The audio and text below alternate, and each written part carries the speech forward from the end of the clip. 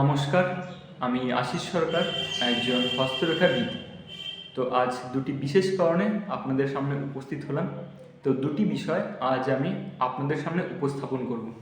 তো বিষয়টি আপনারা একটু ভালোভাবে বোঝার চেষ্টা করবেন, আশা করি আপনাদেরকে আমি বোঝাতে পারব।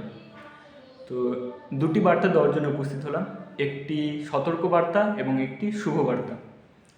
তো আমরা যদি খুব ভালোভাবে 2025 সালকে লক্ষ্য করি, তাহলে দেখতে পাবো 2025 সালের মধ্যে দুটি 2 এবং একটি 5 রয়েছে এবং একটি 0 রয়েছে, কিন্তু জ্যোতিষশাস্ত্রে শূন্যের কোনো ভ্যালু নেই।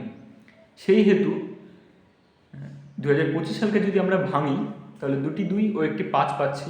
এবার দুটি 2 ও 5কে যদি আমরা একত্রে যোগ করি, তাহলে যে সংখ্যাটি দাঁড়ায় সেটি হচ্ছে 9।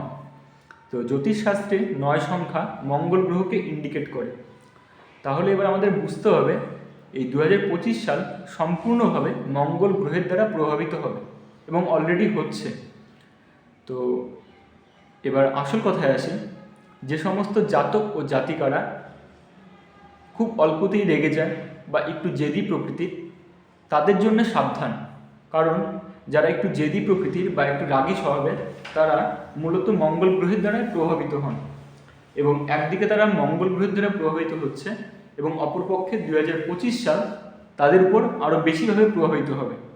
তার ফলে আপনাদের রাগের কারণে, অল্প একটু রাগের কারণে আপনাদের সম্পর্কের ক্ষতি হতে পারে, আপনাদের ব্যবসার স্থানে ক্ষতি হতে পারে, আপনাদের মন মানসিকতায় বিশাল একটা প্রভাব পড়বে। তো সেহেতু আপনারা সাবধান হয়ে যান যারা একটু রাগী প্রকৃতির। আর যে শুভ সংবাদ বা একটা ভালো একটা যে অপরচুনিটি আসতে চলেছে 2025 সালে, সেটা হচ্ছে তাদের জন্য যারা ডিফেন্স লাইনে, মূলত যারা আর্মি, পুলিশ, এয়ারফোর্স, নেভিতে চাকরি পাওয়ার জন্য চেষ্টা করছেন, তাদের জন্য 2025 সাল খুবই একটি গোল্ডেন সময়। তো আপনারা চেষ্টা করুন 2025 সালে যারা আর্মি, নেভি, এয়ারফোর্সের জন্য চেষ্টা করছেন, তাদের জন্য মানে বিশাল একটা শুভ সময় আসতে চলেছে। বিশেষ করে যারা আর্মি, পুলিশ বা ডিফেন্সের যে কোনো ডিফেন্সে যারা রয়েছে, বিশেষ করে সেপ্টেম্বর মাস তাদের জন্য বিশাল একটা শুভ সময় নিয়ে আসতে চলেছে। তো আপনারা যারা একটু রাগী প্রকৃতির, তাদেরকে আমি বলবো আপনারা খুব সাবধানে থাকবেন, নিজের আবেগকে নিয়ন্ত্রণ রাখবেন এবং সুস্থ থাকবেন, ভালো থাকবেন।